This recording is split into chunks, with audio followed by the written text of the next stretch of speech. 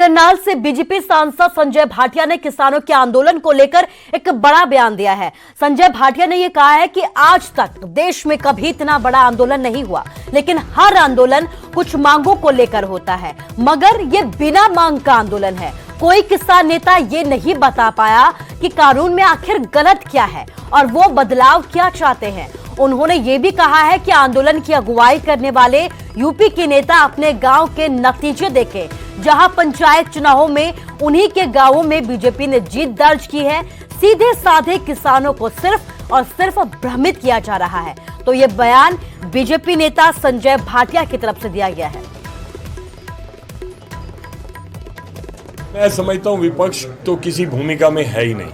विपक्ष के अंदर अगर दम हो, अपने नाम से कोई आंदोलन करके देखे, कांग्रेस पार्टी अपने नाम से आंदोलन करके देखे, अन्य अपोजिशन की पार्टियां अपने नाम से आंदोलन करके देखे, कोई उनको ना पसंद करा ना चाहता। लेकिन सीधे साधे किसानों को भ्रमित करके कि आपकी भूमि छीन ली जाएगी, आपकी ज़मीन चली जाएगी, स्वयं नहीं बता सकते भी ऐसा कौन सा कानून है जिसके तहत किसान की ज़मीन ली जा सकती है। सिर्फ भ्रमित करके उनकी आड़ में जो अपनी ज़मीन खो चुके हैं।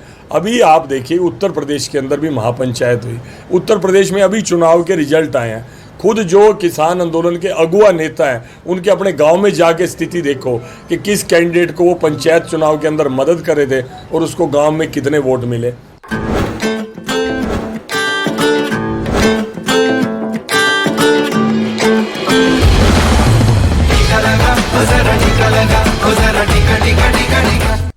और खबर हिमाचल प्रदेश से है। हिमाचल प्रदेश में 18+ की 100% आबादी को कोविड-19 वैक्सीन की पहली डोज दिए जाने के पर एक संवाद कार्यक्रम का आयोजन किया गया, जिसमें पीएम मोदी ने कोरोना वैक्सीनेशन में उत्कृष्ट योगदान देने वाली शख्सियतों के साथ सीधा संवाद किया।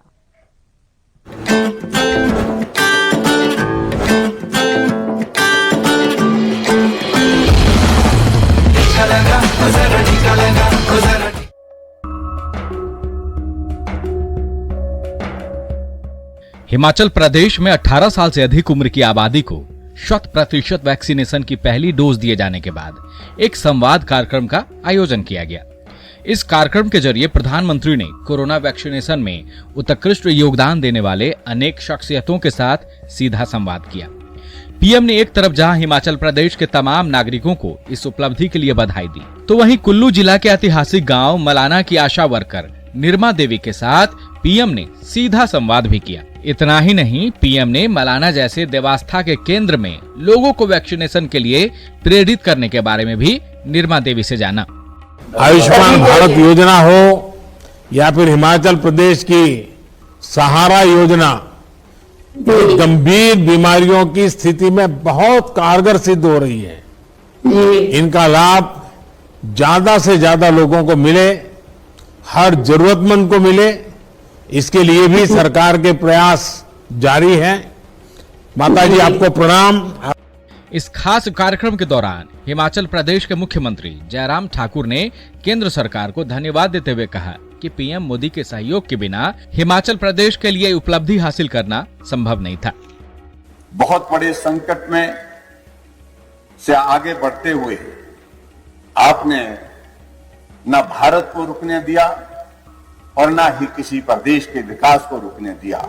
उसके लिए मैं समझता हूं कि देशवासियों का भी हम आभार व्यक्त करते हैं।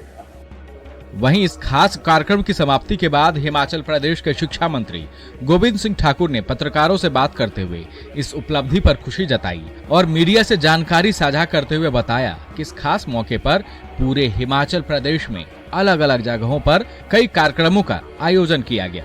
भारत के प्रधानमंत्री ने हिमाचल के मुख्यमंत्री श्रीमान जयराम ठाकुर जी को विशेष तौर पर शाबाशी दी है और हिमाचल प्रदेश की जनता को शुभकामनाएं और बधाई दी है।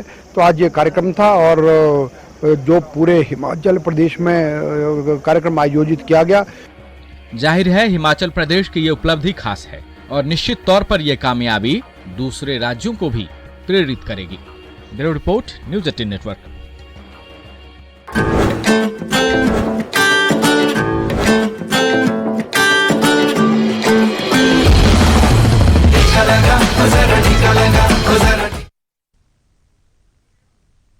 और अब बात कुछ सवालों की करते हैं। क्या सैनिटाइजर हानिकारक है? क्या टीके आपके डीएनए को संशोधित करते हैं? क्या टीकाकरण आपको कोविड-19 से संक्रमित कर सकता है? कि ऐसे कुछ सवाल आपके मन में भी हैं। खैर, अब एक जगह पर आपको आपके सभी प्रश्नों के उत्तर मिल पाएंगे और ये सब आपको आपके फोन पर मिलेंगे, क्योंकि नेटवर्क 18 और फेडरल बैंक के राष्ट्रव्यापी वैक्सीन जागरूकता अभियान के तहत कोविड-19 के खिलाफ Sanjeevani a shot of life Sanjeevani WhatsApp helpline number शुरू की गई है। आपको बस 7977773753 नंबर पर व्हाट्सएप करना है और आपको आपके प्रश्नों के उत्तर तुरंत प्राप्त हो जाएंगे। जानकारी जिसे जांच और क्रॉस चेक किया गया है, तो आगे बढ़िए और कोविड-19 पर अपने प्रश्नों को व्हाट्सएप कीजिए और अपनी जरूरत की सभी जानकारी को प्राप्त कीजिए। संख्या आपको एक बार फिर बता देते हैं नंबरों की 7977773753।